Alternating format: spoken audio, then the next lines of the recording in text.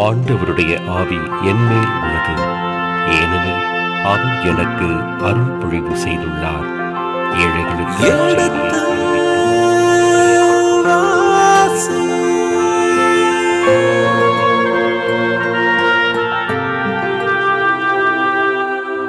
எடுத்து வாசி.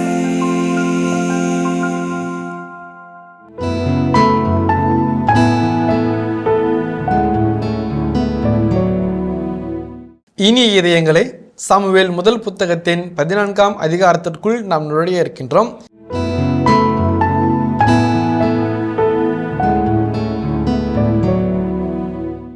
இந்த அதிகாரத்தில் ஏற்கனவே 13 அந்த போர் தொடங்கிவிட்டது. போரிலே எதிரியின் கையில் எந்த ஒரு ஆயுதமும் வைத்திருக்க கூடாது என்று பெலிஸ்தியர்கள் பயன்படுத்தி முடிவு செய்து அதை செய்கிறார்கள்.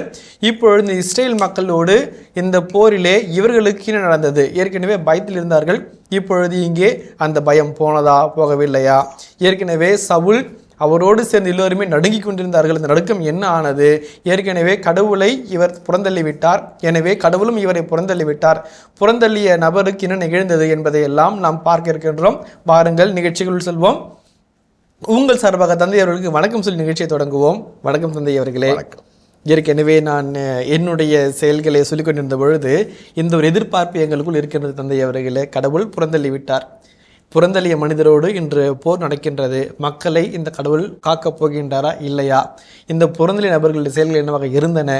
இந்த போர் எவ்வாறு நிறைவேறியது, எவ்வாறு நிறைவுற்றது என்பதை எல்லாம் நாங்கள் தெரிந்து கொள்ள ஆர்வமாக இருக்கின்றோம்.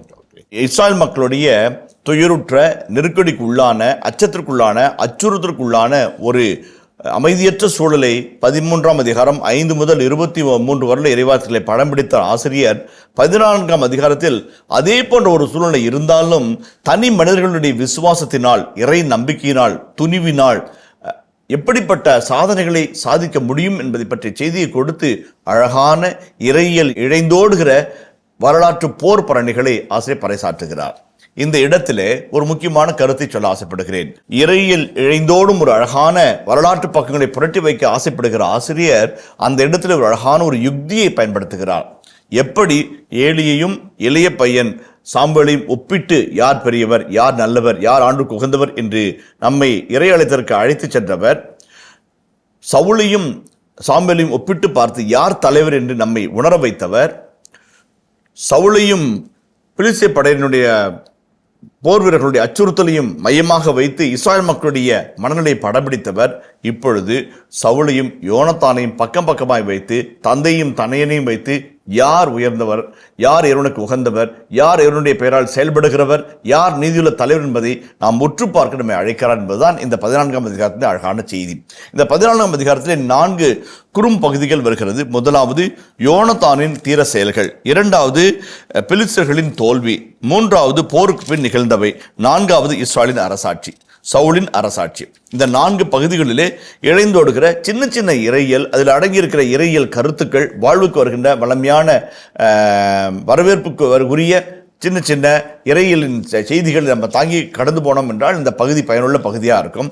ஏன்னா சவுலினுடைய அழைப்பை தொடர்ந்து வருகிற சோதனையும், சோதனை தொடர்ந்து வருகின்ற வெற்றி முகமும், ஏறுமுகம் இறங்குமுகத்தை கண்டவர்கள் நம்ம அப்படியே கடந்து சவுலை அப்படியே பின்தள்ளி புறந்தள்ளி தாவீதுக்குள்ளாக நுழைய இருக்கிறோம். ஆசிரியர் அதற்கான ஒரு பகுதியை நமக்கு தயார் பண்ணி கொண்டே வருகிறார். அதாவது மிக முக்கியம். இந்த பகுதிகளிலிருந்து சவுலினுடைய இறங்கு முகத்தை நாம் காண்கிறோம். இந்த இடத்துல இன்னொரு முகமாகிய யோனத்தானை வைத்து பார், எவ்வளவு நல்ல மனிதர், கடவுள் பால் பற்று கொண்டவர், கடவுளுக்கு கீழ்ப்படுகிறவர், கடவுளின் பெயரால் இந்த சின்ன பையன் செய்கிற சாதனைகளை பாருங்கள் என்று நம்மை தயாரித்து சவுலுக்கு மாற்றாக யோனத்தானை வைத்தாலும் இப்படிப்பட்ட சின்ன பிள்ளைகளினால் பெரிய சாதனை சாதிக்க முடியும் என்ற மனதை தயார்படுத்தி ஒரு கோலியாத்தை எதிர்க்க ஒரு சின்ன பையனை அனுப்ப போகிற செய்தியை நம்மை தயாரிக்கிறார். அதான் என்னுடைய எண்ணமாக இருக்கிறது. நம்ம 14ஆம் அதிகாரத்துக்குள்ள போகிறோம். இதில் 2 கருத்துக்களை முன்பாக வைக்கிறேன் முன்னுரையாக. ஒன்று, இஸ்ராயலுடைய மனநிலை நம்பிக்கையற்ற மனநிலையாக, தளர்ந்து போன மனநிலையாக, தொய்வுபடைந்த மன சஞ்சலத்துக்குள்ளான, அச்சுறுத்தலுக்குள்ளான மனநிலையாக இருக்கிறது. அது எதிரிகளின் படை, அவருடைய படைபலம், அவருடைய ஆயுத பலம், அவருடைய அச்சுறுத்தல், இதெல்லாம் இவர்களை தாக்குகிறது. முதலாவது. இரண்டாவது, வடக்கில் இருக்கிற எந்த குலத்தாரும் இவர்களோடு தொடர்பு கொள்ளாமல் உதவி செய்யாமல் தனித்திருக்கிறார்கள். ஆக தங்களுக்குள்ளாக பலம் இல்லை, எதிரியின் பலம் மிகுதியாக இருக்கிறது, தங்களுக்கென்று உதவுவார் யாரும் இல்லை. இதெல்லாம் இரண்டாவது நிலை. மூன்றாவதாக, எதிரிகளின் படைகளோடு தாங்கள் ஒப்பிடப்படும் பொழுது we are outnumbered. மிக சொற்ப எண்ணிக்கை. கடற்கரை மணலை அளவு போன்ற படைவர்களை கொண்ட படை எதிரியின் படை.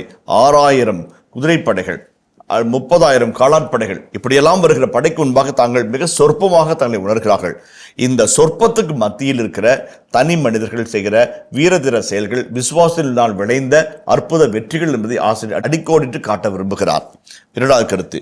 மூன்றாவது, உன் பலவீனத்தில் என் பலம் வெளிப்படும். இது பவுலடிகளாருக்கு ஆண்டவர் அருமையான வாக்குறுதி. என் உடலை தைத்த முள் போன்ற ஒன்று இருக்கிறது, அதற்காக 3 முறை வேண்டினேன். ஆண்டவர் சொன்னார், when I am weak then I am strong. உன் பலவீனத்தில் என் பலம் வெளிப்படும் என்று ஆண்டவர் கொண்ட வார்த்தையை நம்ம வாசிப்போம். அது உலக புகழ்பெற்ற வாக்கியம். அதே ஒரு காட்சிங்க பார்க்குறோம். எப்போ பலம் இழந்து, வலுவிழந்து, மனம் சோர்ந்து, மனம் தளர்ந்து நாம் தவித்து கொண்டிருக்கும் பொழுது அதுவே இறைவனின் பராமரிப்பின் வாசலை திறந்து வைக்கிறது என்பதை இந்த பகுதி உறுதி செய்கிறது. மீண்டும் ஒரு முறை அது அதே போல இந்த 1 சாமுவேல் 14ஆம் அதிகாரத்திற்கும் விடுதலை பயண நூல் 14ஆம் அதிகாரத்திற்கும் பல தொடர்புகள் இருக்கிறது. விடுதலை பயண நூல் 14ஆம் அதிகாரம், செங்கடலை கடத்தல். இந்த 1 சாமுவேல் 14ஆம் அதிகாரத்திற்கும் விடுதலை பயண நூல் 14ஆம் அதிகாரத்திற்கும் மிகுந்த தொடர்பு இருக்கிறது. பல ஒப்பீடுகளை விளக்க உள்ளார்கள் முன்வைக்கிறார்கள். விடுதலை பயண நூல் 14ஆம் அதிகாரத்தில் இஸ்ராயல் மக்கள் காலணையாமல் என்னுடைய வல்லமையினால், மோயிசனுடைய வழித்துணையினால் செங்கடலை கடந்து போன மாபெரும் காட்சி அது படம் பிடித்து காட்டுகிறது. பெரும் படை, பார்வோனின் படை பின்பக்கம், ஆர்த்தலும் அலைகள் கொண்ட கடல் முன்பக்கம், நடுவிலே அல்லல் பட்டு இங்கே போவதா அங்கே போவதா என்று தவித்து போயிருக்கிற மக்கள் ஆண்டவர் நோக்கி கூவி அழைக்க அவர்கள் எப்படி வெற்றி பெற்றார்கள்? பெரும்படையான பார்வோனுக்கும் ஆர்த்தலும் அலைகளுக்கும் நடுவே அகப்பட்ட அவர்கள் காலணையாமல் கடலை கடந்து பார்வோன் படையை மூழ்கடிக்க வைத்த இறைவனுடைய வல்லமை நினைத்து பண்பாடுகிற காட்சியாக அந்த பகுதி நிறைவு பெறுகிறது. அதை போன்ற ஒரு இனிமையான இறை அனுபவத்தை கூடிய ஆவதும் அழிவதும் இறைவனாலே, நம்மால் ஒன்றுமில்லை என்ற செய்தியை உறக்க சொல்லுகிற பகுதியாக இந்த 1 சாமுவேல் 14ஆம் அதிகாரம் அமைக்கிறது. பல ஒப்பீடுகள் உண்டு. இறைவனுடைய வலிமை, வல்லமை, நம்முடைய வலிமையற்ற தன்மையில் இறைவனின் வலிமை வெளிப்படுகிற தன்மை எல்லாவற்றையும் அழகாக இந்த பகுதி படம் பிடித்து காட்டுவதனால் விளக்க உள்ளவர்களுடைய கருத்திலே விடுதலை பயண நூல் 14ஆம் அதிகாரமும் 1 சாமுவேல் 16ஆம் அதிகாரமும் தொடர்புடையதாக இருப்பதாக உணர்கிறார்கள். அடுத்ததாக பார்க்கும்போது இணைச்சட்ட நூல் 20:1 வாசிங்களேன். இணைச்சட்ட நூல் 20:1. நீ உன் பகைவருக்கு எதிராக போருக்கு போகையில் உன்னிடம் உள்ளதை விட மிகுதியான குதிரைகளையும் தேர்களையும் பெரும்படையையும் நீ கண்டால் அவர்களுக்கு அஞ்ச வேண்டாம். ஏனெனில் எகிப்திலிருந்து உன்னை வெளியே கூட்டி வந்த உன் கடவுளாகிய ஆண்டவர் உன்னோடு உள்ளார். அடுத்த வசனத்தை வாசிங்களேன். நீ போரிடத் தொடங்கும் முன் குருக்கள் முன்வந்து வீரர்களிடம் கூற வேண்டியது, இஸ்ரேலே கேள், இன்று நீங்கள் உங்கள் பகைவர்களுக்கு எதிராக போர் புரிய முன்வந்துள்ளீர்கள். உங்கள் இதயம் சோர்ந்து போக வேண்டாம், அஞ்ச வேண்டாம், கலங்க வேண்டாம், அவர்களை பார்த்து தத்தளிக்க வேண்டாம். ஏனெனில் உங்களுக்காக உங்கள் பகைவருக்கு எதிராக போர் புரியவும் உங்களை காப்பாற்றவும் உங்கள் கடவுளாகிய ஆண்டவரை உங்களோடு செல்கிறார். இந்த 20ஆம் அதிகாரம் 1-2 வசனங்கள் மிக அழகான செய்தி. பெரும் படை, பெரும் தேர்கள், பெரும் குதிரைகள், வலிமையான போர்கள், பயப்படாத, என்ன ஆண்டவர் உனக்காக போர் புரிகிறார். உன்னை வழிநடத்துவது யார்? ஆண்டவர். வெற்றி உனக்கு தருவது யார்? ஆண்டவர் என்னொரு பகுதி சொல்கிற பகுதியாக இதே போன்ற ஒரு செய்தியை தான் 14ஆம் அதிகாரம் 1 முதல் 10 வருட இறைவார்த்தைகளில் அதை தொடர்ந்து ஒரு பகுதியில் நம்ம சந்திக்கிறோம். பெரும்படை, வலிமையான இனம், போர்க்கருவிகள் மிகுந்த ஒரு படை, அறிவு மிகுந்த படை, சூழ்ச்சித்திறன் மிகுந்த படை, அதை தனி ஒரு மனிதனாய் சென்று வென்கிற ஒரு பகுதி இந்த பகுதி சுட்டி காட்டுகிறது. இணைச்சட்ட நூல் 28:7 வாசிப்போமே. 28:7. உனக்கு எதிராக எழும் உன் பகைவர்கள் உனக்கு முன் முறியடிக்கப்படும்படி ஆண்டவர் அவர்களை உன்னிடம் ஒப்படைப்பார். அவர்கள் ஒரு வழியாய் உனக்கு எதிராக வருவர், ஆனால் 7 வழியாய் உன் கண்களுக்கு முன்பே ஓடிப்போவர். செம்ம வசனங்க. ஒரு வழியா பெரும்படையா வருவாங்க, ஆண்டவர் அவங்களை அடிக்கிற அடியில் 7 வழியை சிதறி போவாங்க. எவ்வளோ அழகான வாக்கியம் பாருங்க. ஒரு வழியாய் வருவார்கள், 7 வழியை சிதறி போவார்கள். அவனுக்கு எங்கே போகிறான் எதுக்கு போகிறான்னு தெரியாமல் ஓடுவான் அப்படின்ற ஒரு காட்சி சொல்கிறார். அழகான வசனம் 28:7 அருமையான வாக்குறுதி. உன்னை எதிர்த்தவர்கள் ஒரு வழியாய் வந்தால் 7 வழிகளில் சிதறடிக்கப்படுவார்கள். ஏன்னா போராடுறது நீ இல்லை, உன் சார்பாக ஆண்டவர் போராடுறார். அதே ஒரு காட்சி தான் யோனதான் தன்னுடைய வாய் வழியாக ஆண்டவரை பற்றி அறிக்கையில் அவன் சொல்கிறார். அதனால தான் சொல்கிறாங்க இணைச்சட்ட நூல் 20:1 இணைச்சட்ட நூல் 28:7க்கும் இந்த 1 சாமுவேல் 14:1 முதல் 14 வரை வார்த்தைகள் இருக்கிற செய்திக்கும் மிகுந்த தொடர்பு அப்படின்னு சொல்கிறாங்க. கடைசியாக ஒரு செய்தி சொல்லி இந்த பகுதிக்குள்ள நம்ம கடந்து போவோம். இணைச்சட்ட வரலாற்று நூலாசிரியர் 13ஆம் அதிகாரத்திலிருந்து போர்க்களத்து செய்திகளை தருகிறார். சவுலின் போர்கள் அல்லது இஸ்ராயல் மக்கள் எப்ரிஸ்டோடு மேற்கொள்கிற போர்களை பற்றி சொல்கிறவர் போர்களுக்கிடையே இருக்கிற அழகான செய்திகளை சொல்லி ஒரு கேன்வாஸ் மாதிரி ஒரு அழகான பின்புலத்தை வரைகிறாரு. அந்த பின்புலத்தில் 14ஆம் அதிகாரத்தின் சின்ன சின்ன இறையியல் கருத்துக்களை அப்படி ஒட்டி வைக்கிறார். இந்த இறையியல் கருத்துக்கள் அந்த போர் என்கின்ற பின்புலத்தில் அழகாக மிளிர்கிறது, நம்பிக்கையை நமக்கு தருகிறது. இதுதான் ஆசிரியர் சொல்கிற அழகான கருத்து. இந்த சின்ன முன்னுரையோட நம்ம அதிகாரத்தில் கடந்து போவோம். 14ஆம் அதிகாரத்தின் பகுதி நம்ம வாசிப்போமே. ஒரு நாள் சவுலின் மகன் யோனத்தான் தம் படைக்கலன்களை வைத்திருந்த ஊழியனை நோக்கி, வா, நமக்கு எதிரே அந்த பக்கம் இருக்கின்ற பெலிஸ்தியரின் எல்லை காவலுக்கு செல்வோம் என்றார். ஆனால் இதை தம் தந்தையிடம் சொல்லவில்லை. சவுல் கேபாவின் எல்லையில் மிக்ரோனிலிருந்து ஒரு மாதுளை மரத்தின் கீழ் காத்திருந்தார். அவரோடு இருந்த மக்கள் ஏறக்குறைய 600 பேர். அப்பொழுது சீலோவில் ஆண்டவரின் குரு ஏலியின் மகன் பினகாசுக்கு பிறந்த இக்காபோத்தின் சகோதரனான அக்கீதூபின் மகன் அக்கியா ஏபோதை அணிந்திருந்தான். யோனத்தான் சென்றிருந்தது மக்களுக்கு தெரியாது. இப்போதான் பாருங்களேன், 2 காட்சி, ஒரு சின்ன காட்சி தான். ஒரு இது சொல்றாரு, சவுல் 600 பேரோட மாதுளை மரத்தின் அடியில் அமர்ந்து பிலிஸ்தீன படை போராடுவதற்கோ அல்லது ஒரு போர்க்களத்தை சந்திப்பதற்கோ காத்திருக்கிறாரு. இந்த குட்டி பையன் போர்க்களனை வைத்திருந்த ஒரு ஆள். எப்பயுமே ஒரு படைவீரன் போறான்னாக்க அவருடைய ஆயுதம் தாங்கி ஒருவர் முன்னாடி போவாங்க. அவனை கூட்டிட்டு வா, நம்ம பிலிஸ்தீனுடைய அந்த பக்க காவல் பக்கம் போவோம் அப்படின்றாங்க. அங்கே படை வரும் தாக்குவோன்னு அவர் காத்துக்கிட்டு இருக்கிறாரு. ஆனால் இங்கே கேட்பாவில்ல. இவரே வழினா உள்ளே போகிறாரு. அவர் வரட்டும் தாக்கலாம், தற்காப்புகள் இருக்கிறாங்க. இவங்க அங்கே டிஃபென்ஸ், இங்கே அஃபென்ஸு. சிங்கத்தின் குழிக்குள்ளாக போய் சிங்கத்தின் பிடிரி மாதிரி உலுக்கி பார்த்து என்னன்னு கேட்குற மாதிரி இந்த இளம் சிங்கம் பயம் அறியாது எதிரியின் எல்லை காவல் பகுதிகளாக போகலாம் வான்னு சொல்லி படைக்கலன் தாங்கியிருக்கிற மனிதனை அழைக்கிறது. அடுத்த பகுதிக்கு வருவோமே. அப்போ ஒரு சின்ன செய்தி ஆசை சொல்கிறாரு. சீலோவில் ஆண்டவரின் குரு ஏலியின் மகன் பினகாசுக்கு பிறந்த இக்கபோதின் சகோதரனாகிய அகித்தூபின் மகன் ஆகிய ஏபோதை அணிந்திருந்தான். ஏபோதை ஏன் குறிப்பிடுறாங்க? அந்த ஒரு அழகான வெண்பட்டு துகில் மேல குரு தலைமை உறுப்பின சிறப்பாடையில் எப்போது இருக்கும். அந்த எப்போதை எடுத்து ஆண்டோடு செய்தி சொல்லலாம். போகலாமா வேண்டாமா, உண்டா இல்லையா அல்லது நியூட்ரலா, அதுக்கான விடைகள் அங்கே இருக்கும். அந்த காட்சியை இடைச்சலாக சொல்லுகிறார். அப்போ யோனத்தான் ஒரு போருக்கு புறப்படுகிறார். யோபோது அணிந்த ஒரு குரு அங்கே இருக்கிறார்.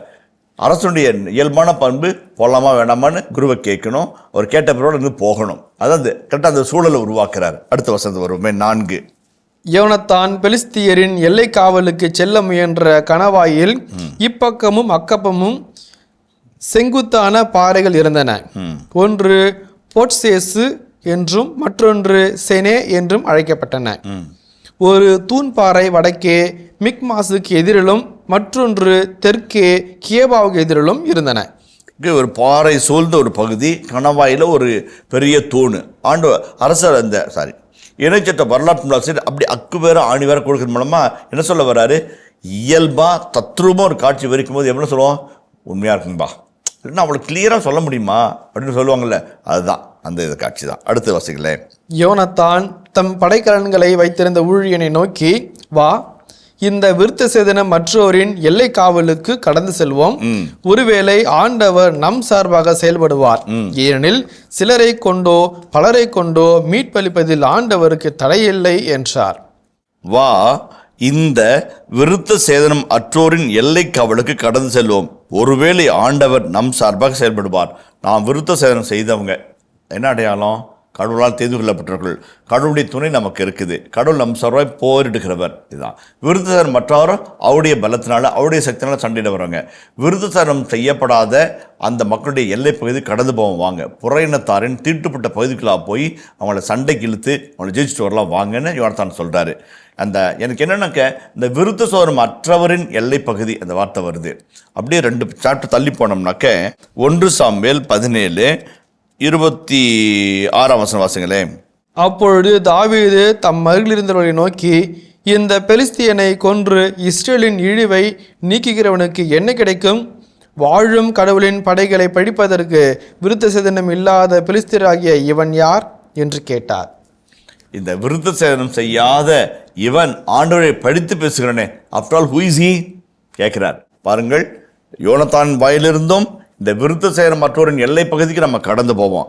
ஆண்டவர் படித்துரைக்கு இந்த விருத்தசேதனம் செய்யப்படாத மனிதன் யார் என்று கேட்கிறார். இல்லைங்களா? ரொம்ப அழகா இந்த ஒப்பும் ரொம்ப முக்கியம். ஏன்னாக்க அந்த 14ஆம் அதிகாரத்தை படிக்கும்போது யோனத்தான் கூட அப்படி தானே போனான், அவன் ஜெயிச்சானே, இவன் ஜெயிப்பானா, ஒரு மறைமுகமான ஒரு எதிர்பார்ப்பு நமக்குள்ள ஆசிரியர் கிளப்பி விடுவார், உருவாக்குவார். அதெல்லாம் ஒரு அழகான ஒரு டெக்னிக்கு. அதே மாதிரி தான் இதுவும், அவன் தப்பிச்சான் இவன் தப்பானா தெரியலையே, அதோட இது பயங்கரமாக இருக்கேன் முடியுமா என்று ஒரு எதிர்பார்ப்பு மக்களாக எடுத்து பரபரப்பு விறுவிறுப்பு அதற்கிடையே இருக்கிற இறையனுடைய அழகான அலைக்கழிப்பு ஆண்டு நம்மளுடைய ஆசிரியர் படம் பிடிக்க ஆசைப்படுகிறார். அதே போல் பாருங்கள், இந்த யோனத்தானுடைய வார்த்தையில் இன்னொரு வார்த்தை இருக்குது, ஒருவேளை ஆண்டவர் நம் சார்பாய் செயல்படுவார். He will fight for us on behalf of us. அது ரொம்ப அழகானது. நம் சார்பாய் செயல்படுவார். அதில் ஒரு அழகான விவிலிய வசனம் இருக்கு பாருங்க. சிலரை கொண்டோ பலரை கொண்டோ மீட்பளிப்பதில் ஆண்டவருக்கு தடையில்லை. நினைப்பீங்க பெரும் படையாக தான் ஜெயிப்பாங்கன்னு நினைப்பீங்க. அது சிலராக இருக்கட்டும் பலராக இருக்கட்டும், வெற்றி யாரால் வருது? ஆண்டவரால் வருது. விவிலியம் இந்த யோனத்தானுடைய கதை நிகழ்வுகளில் ஒரு மாற்று கலாச்சாரத்தை வெற்றியின் கலாச்சாரமாக நம்ம படம் பிடிக்கிறது. அது பல இடங்களில் அந்த செய்தி வருகிறது. சிலரோ பலரோ வெற்றி ஆண்டவரால் வருகிறது. யோனத்தான் சொல்லுகிறார், சிலரை வைத்தோ பலரை வைத்தோ ஆண்டவர் வெற்றியை கொணர்வார் என்று அவர் சொல்லுகிறது. ஒரு விசுவாச அறிக்கை, எ ஃபெய்த் கன்ஃபெஷன். நிறைய இடங்கள் இந்த மாதிரி விசுவாச அறிக்கைகள் நம்மை பலப்படுத்தும், உறுதிப்படுத்தும். போர் நாளுக்கென்று குதிரையை ஆயத்தமாக வைத்திருக்கலாம், ஆனால் வெற்றி கிடைப்பது ஆண்டவராலேயே. நீ இப்படியெல்லாம் பண்ணலாம், ஆனால் வெற்றி யாரால் வரும்? ஆண்டவரால் வரும். அதே போல திருப்பாடல் ஒரு அழகான வார்த்தை, பச்சிலையோ களிம்போ உனக்கு குணம் தராது, ஆனால் ஆண்டவர் தம் வார்த்தையை விடுத்து குணப்படுத்தினார். இப்போ குணம் இருப்பதும் வெற்றி கிடைப்பதும் ஆண்டவராலே. அதே நீதிமொழிகளாகும் 16ஆம் அதிகாரம் 3ஆம் வசனத்தை வாசிங்களேன். உன் செயல்களை ஆண்டவரிடம் ஒப்படை, அவற்றை வெற்றியுடன் நிறைவேற்றுவாய். உன் செயல்களை ஆண்டோடு ஒப்பட, அவர் வெற்றி அவர் கொடுப்பார். எவ்வளோ அழகான ஒரு வாக்கியம் பாருங்க. இதெல்லாம் ஒரு மாற்று கலாச்சாரத்தின் வெற்றி யுக்திகள். சில சமயத்தில் நம்முடைய அறிவு, நம்முடைய புத்திசாலித்தனம், நம்முடைய விவேகம், நம்முடைய முன்மதி, நம்முடைய விமரிசை, நம்முடைய திட்டம், நம்முடைய செயல்பாடுகள் இதெல்லாம் தோற்று போகலாம். ஆனால் ஆண்டவர் தோற்று போக மாட்டார். அதாவது அழகான ஒரு இறையியலை யோனத்தான் நமக்கு சொல்கிறாரு. அது ஒரு சின்ன ஒரு செய்தி தான். கணவாய் வழியாக பாறைமலை ஏறி இவர் முன்னாடி போகிறாரு, பின்னாடி மறைஞ்சிருக்கிறான், அவன் போய் சண்டைக்கு போகிற மாதிரி போவார், அவனை இவனை தாக்க வருவாங்க, பின்னாடி போய் அடித்து சாகடிப்பான். ஒரு போர் யுக்தி. ஆனால் வெற்றி யாரால் வருகிறது? ஆண்டவரால் வருகிறது என்பதை சொல்லி யோனத்தான் மூலமாக அந்த செய்தி ஆசிரியர் அழகாய் நம்முடைய நயம்பட சொல்கிறார். 7ஆம் வசனத்தை வாசிங்களேன். அதற்கு அவர்தம் படைக்கலன்களை தாங்குவோன், உம் மனம் போல் செய்யும், நீர் முதலில் செல்லும், உம் மனதிற்கு ஏற்ப செய்யுமாறு நான் உம்மோடு இருக்கிறேன் என்று சொன்னான். அவர் கடவுள் மேலே விசுவாசம் சொல்கிறாரு, நான் உன் மேலே விசுவாசம் வைக்கிறேன். நீ கடவுளை நம்பினால் உன்னை நம்புவோர் பலர், நீ கடவுளை நம்பாவிட்டால் உன்னை எவரும் நம்ப மாட்டார். அழகான ஒரு செய்தியை அந்த படைவரை சொல்கிறான். நீ கடவுளை நம்பி போறியாயா, உன்னை நம்பி நான் வரையா? எவ்வளோ அழகான ஒரு லாஜிக் பாருங்க, ஒரு இறை லாஜிக், ஒரு theological logic. You believe in God, you move forward. I believe you go forward because God is with you. அது ஒரு அருமையான ஒரு கருத்து. நீ கடவுளை நம்பி போவதனால் உன்னை நம்பி நான் வருகிறேன், நீ மனம் விரும்புவதை போல செய்யும், நான் உனக்கு துணையாக இருக்கிறேன். அருமையான வசனம். அடுத்த வசனம் போவோமே. 8. பிறகு யோனத்தான், இதோ நாம் கடந்து அம்மனிதரிடம் சென்று நம்மையே அவர்களுக்கு வெளிப்படுத்துவோம். அவர்கள் நம்மிடம், நாங்கள் உங்களிடம் வரும் வரை அங்கேயே நில்லுங்கள் என்று கூறினால் நாம் அவர்களிடம் செல்லாமல் நம் இடத்திலேயே நிற்போம். மாறாக எங்களிடம் வாருங்கள் என்று சொன்னால் நாம் அவர்களிடம் செல்வோம். ஆண்டவர் அவர்களை நம் கையில் ஒப்படைத்துள்ளார் என்பதற்கு இதுவே அடையாளமாக அடையாளம். வெற்றிக்கும் சீக்கிரட்டான சொல்லுக்கும் ஒரு அடையாளம். எப்பயுமே இஸ்ராயலுடைய மக்களுடைய மனதில் ஒரு அடையாளம் கேட்கிற ஒரு அடையாளம். இப்போ அங்கேயே நில்லு, நான் வரேன் அப்படின்னாக்க அவன் நம்மகிட்ட ஒப்படைச்சாட அர்த்தம் அல்ல. நான் இங்கே இருக்கிறான் வா அப்படின்னா சாமி அவன்கிட்ட ஒப்படைச்சாரு, போய் தாக்குவோம் அப்படின்னு வச்சுக்கிறாங்க. முன்குறிச்சு வச்சுக்கிட்டாங்க, பிளான் பண்ணிக்கிறாங்க. இப்போ பிளான் எக்ஸிக்யூட் பண்ணுறாங்க. 11ஆம் வசனம். ஆகவே இருவரும் பெலிஸ்தியரின் எல்லை காவலுக்கு சென்று தங்களையே வெளிப்படுத்த பெலிஸ்தியர், இதோ தங்கள் ஒளிந்திருந்த குழிகளை விட்டு எபிரெயர் வெளியே வருகின்றனர் என்று கூறினர். எல்லை காவலர் யோனத்தானுக்கும் அவர் தம் படைக்கலன் தாங்குவோனுக்கும் மறுமொழி கூறி, எம்மிடம் வாருங்கள், உங்களுக்கு ஒரு பாடம் கற்பிப்போம் என்றனர். இந்த யோனத்தானுடைய போர் யுக்தி கொரில்லா தாக்குதலை ஒத்தது. ஒன்று வா அப்படின்னாக்க உள்ள பூந்து அடிப்போம், நீ அங்கேயே நான் வரேனாக்க அவனை பாதுகாப்பு வளர்த்து வெளியே வச்சு நிர்கவதியாக ஆச்சு அங்கே அடிப்போம். போர் யுக்தி தான் இல்லைங்களா? இப்போ யார் அடிக்க போறா? அவன் நினச்சிருப்பான் ஜோனத்தான் அடிப்பான்னு. அவன் அடிக்க போகிறது யார்? அவன் பின்னாடிக்கிற ஆள். அவனை வெளியே வர வச்சு இவன் அடிக்க மாதிரி இவன் வரக்கல, அவன் இவன் அடிக்கிறது. அதான் அதனுடைய ஸ்ட்ராட்டஜி இல்லைங்களா? அதான் அவங்க பார்க்குறாங்க அந்த இடத்துல. அப்போ இதோ தங்கள் ஒளிந்திருந்த பதுங்கு குழிகளை விட்டு எபிரெயர் வெளியே வருகின்ற என்று கூறினார். எல்லை காவலர் யோனத்தானுக்கும் அவர் படைகளை தாங்குவதற்கும் மறுமொழி கூறி, என்னிடம் வாருங்கள், உங்களுக்கு பாடம் கற்பிப்போம் என்று சொல்ல, படைக்கலன் தாங்குவோர் என் பின்னால் வா, ஏனெனில் ஆண்டவர் அவர்களை பிலிஸ்தரின் கையில் ஒப்படைத்துள்ளார் என்றார். யோனத்தான் தன் கைகளாலும் கால்களாலும் ஊர்ந்து செல்ல, பாருங்க ஸ்ட்ராட்டஜி பாருங்க, அப்படியே தவழ்ந்து போறாங்க, கீழே விழுந்து அழுகிறாங்க. அவருடைய படைக்கலன் தாங்குவோர் பின்னால் சென்றான். யோனத்தான் அவர்களை தாக்க அவர் படைக்கலன் தாங்குவோர் அவருக்கு பின் வந்து அவர்களை கொன்றான். இவன் அட்டென்ஷனை இவன் இழுத்துக்கிறான், எல்லாரும் இவனை தாக்கி போறவர்களை பின்னாடி அவனை அடிக்கிறது. திரைப்படங்களை கூட பயன்படுத்துகிறாங்க. ரேணிகுண்டான்ற படத்தில் கூட இந்த காட்சி வரும். அட்டென்ஷன் நாம் பக்கம் இழுத்து பின்னாடி இருக்கிறாங்களாம் அவங்கள போய் தாக்கக்கூடிய ஒரு காட்சியை நம்ம பார்த்துருக்கிறோம். இந்த ஒரு அழகான ஒரு போர் யுக்திகிறார். 14ஆம் வசனத்தை வாங்கலேன். யோனத்தானும் அவர் தம் படைகலன்களை தாங்குவோனும் நடத்திய முதல் தாக்குதலில் ஏறக்குறைய 20 பேர் அரை ஏர் நிலப்பரப்பில் வீழ்ந்தார்கள். அப்பொழுது பாளையத்திலும் நிலவெளியிலும் மக்கள் அனைவரிடத்திலும் நடுக்கம் ஏற்பட்டது. எல்லை காவலர்களும் கொள்ளையிடுவோரும் கூட நடுங்கினர். நிலமும் நடுங்கிற்று. அது ஆண்டவரால் ஏற்பட்ட நடுக்கமாக இருந்தது. அதாவது தியாலஜி, அழகான தியாலஜி. இவன் தாக்குறான், அவன் அழியறான். அந்த அழிவினால் வருகின்ற தாக்கத்தை அந்த இடத்துல அழகாக ஆசிரியர் சொல்கிறாரு. ரொம்ப அழகாக நடுக்கம்ன்ற ஒரு வார்த்தையை வச்சுக்கிட்டு, ட்ரம்பர்ன்ற வார்த்தையை வச்சுக்கிட்டு ஆசிரியர் விளையாடுறாரு படுறாரு. பாளையத்தில் நில ஒளியில் மக்கள் இடத்துல நடுக்கம், பாளையத்தில் போர் பாசறையில் நில ஒளியில் மக்கள் மத்தியில் நடுக்கம், மக்கள் இடத்திலும் நடக்கிறது. எல்லை காவலர்களுக்கும் கொள்ளையிடுவரும் கூட நடுங்கினார்கள். நிலம் நடுங்கிற்று. அது ஆண்டவரால் ஏற்பட்ட நடுக்கமாக இருந்தது. ஆசை என்ன சொல்றாரு? இந்த நடுக்கத்துக்கு யார் அதிபதி? ஆண்டவர். எதுக்கு இந்த நடுக்கம்? வெற்றி அவரால் வந்ததுனால. இப்போ யோனத்தான் தாக்கினா அல்லது படைக்கலன் கொன்றான், இதை தாண்டி இதெல்லாம் ஆண்டவரால் நடந்தது என்ற ஒரு செய்தி அழகாக சொல்வார். இது ஆண்டவர் செய்தது நம் கண்களுக்கு வியப்பே என்று திருப்பாடல் ஆசிரியர் பாடுகிறார். அதுதான் இந்த ஆசிரியத்தில் மறைமுகமாக சொல்றாரு. அந்த நடுக்கம் ஆண்டவரால் ஏற்பட்ட நடுக்கம் என்று சொல்வதன் மூலமாக இந்த வெற்றி, இந்த பராக்கிரம செயல், இந்த வீரதீர செயலுடைய வித்தகர் இறைவனே என்று சொல்லி அதில் ஆரம்பித்து அதில் கூட நிறுத்துறார். ஒரு அழகான சின்ன இறையில் நமக்கு படம் பிடிச்சு காட்டுது. தாமஸ் மெட்டன் என்ற அழகான ஆன்மீக எழுத்தாளர் இன்றைய இறை பணியாளருடைய மிகப்பெரிய பலவீனம் என்னன்னு சொல்றாருனாக்க எஃபிஷியன்சி அண்ட் சஃபிஷியன்சி. இதை நம்ம சொல்லும் போது எனக்கு சுருக்குன்னுச்சு. ஆனால் படித்து பார்க்கும்போது ஆழ்ந்த இறையில் இருக்குது. ஒன்ட்ட அறிவு இருக்குது, படிப்பு இருக்குது, திறமை இருக்குது, நாலேஜ் இருக்குது, சமயோசித புத்தி இருக்குது, உன்னுடைய சூழ்ச்சி மதி இருக்குது, முன்மதி இருக்குது, ஸ்ட்ராட்டஜி இருக்குது, பிளான் இருக்குது, எல்லாம் இருக்குது. ஆண்டவர் எங்கே வருவார்? You feel efficient, you feel sufficient. பெரிய கட்டடம், பெரிய ஆஃபீஸு, பெரிய ஸ்கூலு, பெரிய இன்ஸ்டிடியூஷனு, எஃபிஷியன்ஸ், டார்கெட்டு, சென்டம். ஒரு சென்டம் போய் இப்போ ஸ்டேட் ஃபர்ஸ்ட், ஸ்டேட் செகண்டு, 100 பேர் சென்டம் வாங்குறாங்க, 100 பேர் நீட்டுக்கு போகிறாங்க. எஃபிஷியன்சி அண்ட் சஃபிஷியன்சி, அங்கே கடவுளும் சேவையும் இல்லாமல் போகிறது. One of the major drawback of modern ministry is efficiency and sufficiency. We crave for efficiency and sufficiency whereby we empty God. உன் பலவீனத்தின் பலம் வெளிப்படும். You are full of yourself. Where is God? மெட்டன் கேட்கல அப்படி பயங்கரமாக இருந்துச்சு. எனக்கு அப்படியே மூஞ்சில் அடித்த மாதிரி இருந்துச்சு. நம்மளுக்கு உரைக்கிலே இது அப்படின்னு நினச்சோம். உன் அறிவை கொண்டு போராடுகிறாய், உன் பணத்தை கொண்டு போராடுகிறாய், உன் புகழை கொண்டு போராடுகிறாய், உன்னுடைய பதவி கொண்டு போராடுகிறாய், உன்னுடைய அதிகாரத்தை கொண்டு போராடுகிறாய், உன்னிடம் எல்லாம் இருக்கிறது. எதற்கு கடவுள் என்ற ஒரு எண்ணம் எனக்குள்ளாக வருகிறது.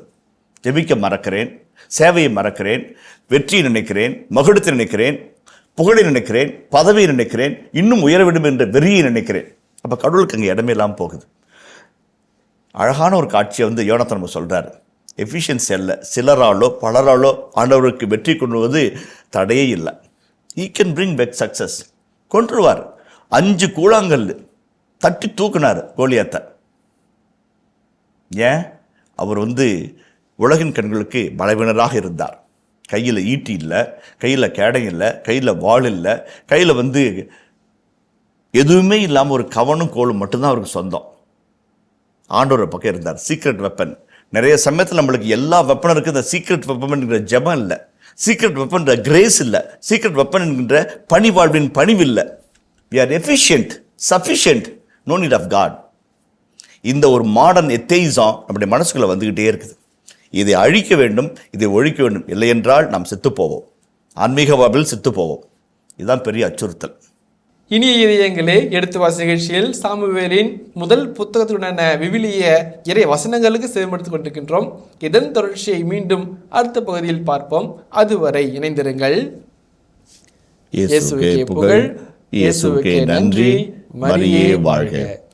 நிறைய சமயத்தில் வெற்றி நம்மால் வருகிறது, சாதனை நம்மால் நிகழ்த்தப்படுகிறது, சரித்திரங்கள் நம்மால் படைக்கப்படுது. நம்ம நினைக்கிறோம் பாருங்க, நம்ம சரிந்து போவோம். ஆண்டவரால் நிகழ்து என்றால் உயர்ந்து நிற்போம். இது எதுக்கு சொல்ல வரேன்னா, யோனாத்தான் அவ்வளோ அழகாய் நம்புகிறார். நான் இறைவனின் உடன்படிக்கையின் பங்காளி, இறைமக்கள் கூட்டத்தினுடைய உறுப்பினர், ஆண்டுடைய சிறப்பு சலுகை பெற்றவர். நான் எதிரின் கடத்தில் போனாலும் அவர் என்னை காப்பாற்றுவார். அந்த நம்பிக்கையின் வெளிப்பாடாக அந்த வார்த்தையை பயன்படுத்துகிறார். யாரையும் புண்படுத்துவதாக அவர் சொல்லவில்லை.